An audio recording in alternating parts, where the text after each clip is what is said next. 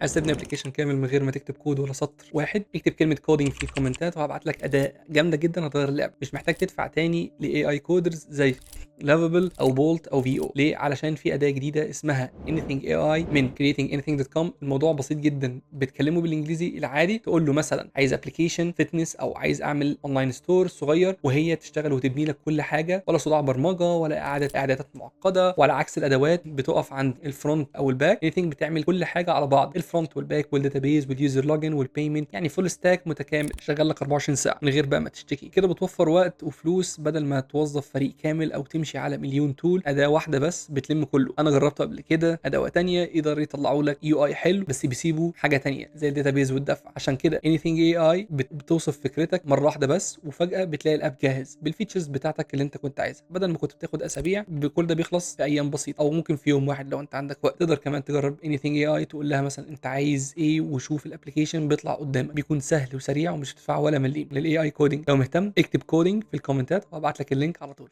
سلام.